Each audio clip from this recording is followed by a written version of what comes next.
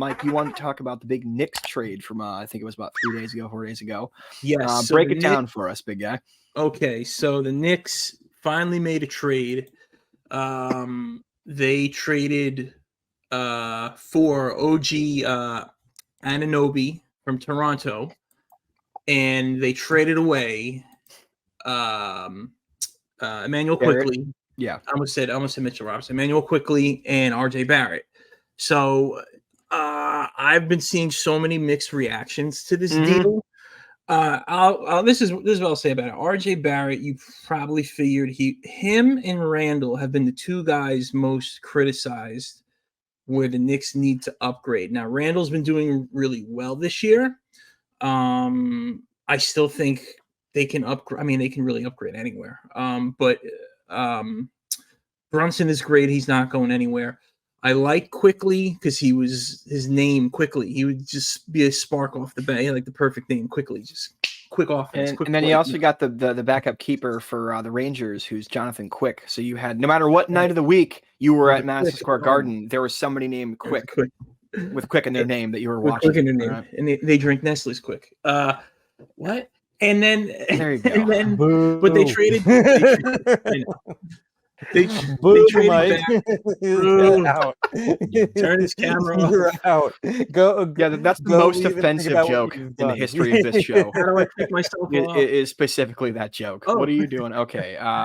Sorry. So as far as the reaction goes, I saw a very, very set of mixed reactions. I think Knicks fans, I would say 60-40 dislike this trade. I think they felt like they gave up way too much for a guy who's not a superstar. Yeah. He's a good player. He's a great player, but he's not a superstar. Because this team, look, let's face it, the Knicks, they're fun to watch, but they're not a championship elite level team yet. And people were hoping for like, a trade for somebody even bigger. I don't even know who's really available necessarily, but people were hoping for something bigger. And I think a lot of fans looked at it like, wait, that was it? That was it. Really? The talk is they wanted that everybody's saying they should get, I forget the guy's name, they should get this guy from the Hawks. That's a better fit. The Knicks needed defense. That's why they got this guy, and they were trying to get him in the offseason. It didn't work out. You always hear about Donovan Mitchell, brought up a lot. I'd like to see them get him. I mean, he's like friends with everybody on the Knicks, but you knew RJ was a guy that was probably going to go. Quickly, they're saying they can't afford him in the offseason, so dump him now. They free up some cap space.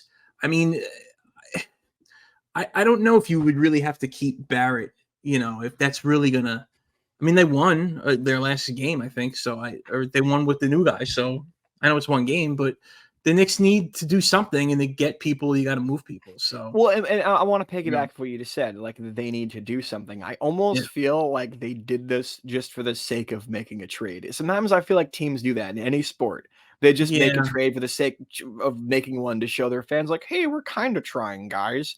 Yeah. But as we established, James Dolan does not try. Yeah. Well, the thing about I almost feel like what they need to do is fire James Dolan or get him to sell the team, or convince James Dolan to sell the team. Just dig up some dirt on Dolan.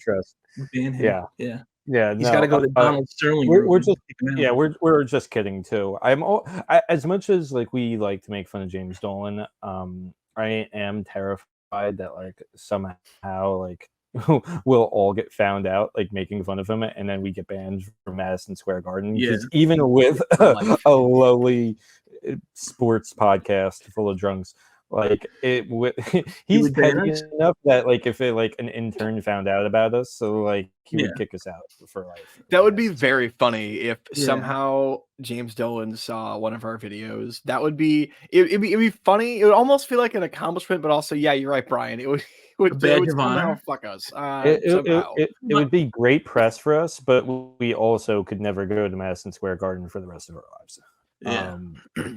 Because he's a tyrant. He is a tyrant. Security there sucks. They're nasty. And listen, if that's what he's going to do, he can ban me. He can go fuck himself. But he has facial. There you go. He has facial recognition though too. Madison Square Garden has facial recognition, and if you work for like a law firm, like there's been stories that have came out because he's getting sued about this. If you work for a law firm where you that's like in litigation with like James Dolan or like whatever Madison Square Garden affiliates. Even if you work for the law firm, like you're just like a desk clerk, you can get banned for life from Madison Square Garden using this facial recognition. I'm James Dolan, Petty. and guess who's not going to see Billy Joel this weekend? Dude, this intern scum. Yeah, this girl, she and her boyfriend went to see like the Mariah Carey Christmas concert, and then this dude spent all the money on this tickets.